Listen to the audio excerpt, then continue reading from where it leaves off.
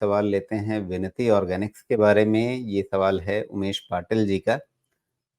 उमेश पाटिल जी पूछ रहे हैं कि मेरा निवेश विनती ऑर्गेनिक में है, रखे रहें या निकल जाएँ? इन्होंने बताया नहीं कि इनका खरीद भाव क्या है या टाइम फ्रेम क्या है, तो वैसे में क्या राय देंगे इनको?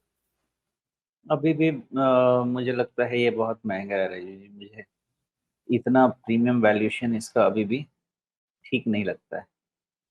बट एनीवेज़ ऐसे में होगा ये कि चूँकि केमिकल सेक्टर बॉटम आउट होने की कोशिश कर रहा है और बॉटम फॉर्मेशन एक प्रोसेस है और प्रोसेस बहुत लंबा होता है, ओके? तो अब ये कितना समय लगेगा 2 क्वार्टर, 4 क्वार्टर इसका तो अंदाज़ा मुश्किल है लेकिन हाँ, ये बात है कि जिस तरह से इसके अर्निंग्स ऐड हुए हैं विनती के लेटेस्ट क्वार्टर में करीब 77 करोड़ का प्रॉफिट ऐड हुआ है, 72-77 अगर इस तरह से ये 100 करोड़ के ऊपर अगर प्रॉफिट निकल जाता है, तो शायद 2 क्वार्टर में इसका 2 से 3 क्वार्टर में बॉटम आउट फेज़ खत्म भी हो जाए, इसकी भी पॉसिबिलिटी रहेगी। तो इसमें आप रिज़ल्ट का इंतज़ार कीजिए और बॉटम बॉटम फॉर्मेशन चल रहा है। 1, 2, 3 क्वार्टर इसका तो अभी अंदाज़ा लगाना मुश्किल है, लेकिन अगर आपको अर्ली ट्रिगर लेना है, तो अर्ली ट्रिगर है 1775 या 1800 इसके ऊपर में आप मान के चल सकते हैं कि शायद बॉटम फॉर्मेशन प्रोसेस कंप्लीट हो गया है और कभी भी ये स्टॉक चलेगा ऊपर। जी। लेकिन सुमेश, इसका जो हम एक रिट्रेसमेंट देखें, लगभग 650 के आसपास से चल कर के ये लगभग 2400 तक पहुँचा। इसके रिट्रेसमेंट में 38.2% रिट्रेसमेंट के आसपास ये सपोर्ट ले रहा था, लेकिन ये कहानी थी आपकी अभी दिसंबर तक। उसके बाद से वहाँ से ऐसा लग रहा है कि ये 38.2% रिट्रेसमेंट को छोड़ रहा है नीचे की तरफ। तो कहीं खतरा ये तो नहीं कि ये 61.8 की तरफ चला जाएगा, मतलब 1300 के आसपास? नॉर्मली होना तो नहीं चाहिए राजीव, ये तभी होगा जब आपके मार्केट में कुछ क्रैश कोर्स टाइप हो जाए। अदरवाइज़ ये जितना लंबा इसका कंसोलिडेशन है, ये आपको फ्रस्ट्रेट कर सकता है ज़्यादा।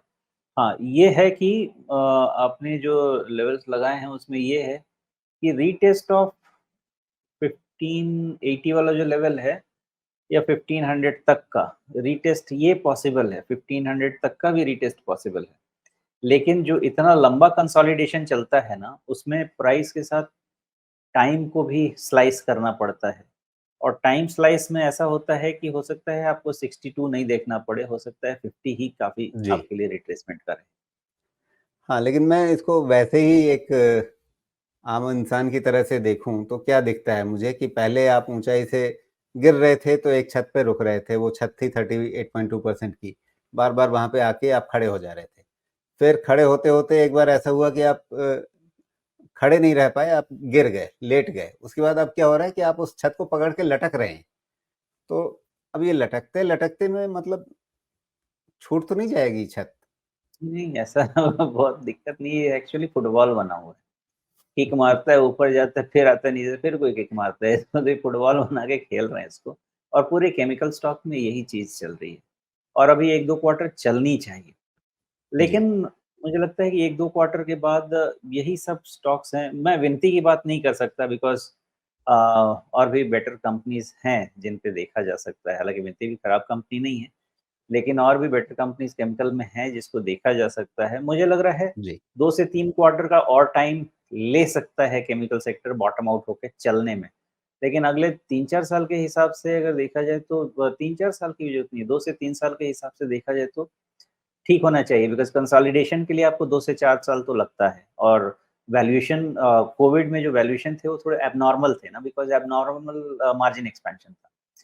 जब अब मार्जिन एक्सपेंशन तो आपको दिख गया, तो उसके कारण ये है कि आपको बहुत ज़्यादा नुकसान प्राइस का नहीं हो सकता है। लेकिन जब तक सेल्स बढ़ते हुए नहीं दिखे, जो कि हो सकता है 2 क्वार्टर अवे हो, अभी भी चाइना डंपिंग चल रही है। जब तक सेल्स बढ़ते हुए नहीं दिखे, आपको प्राइस रिवर्सल नहीं दिखेगा। जी।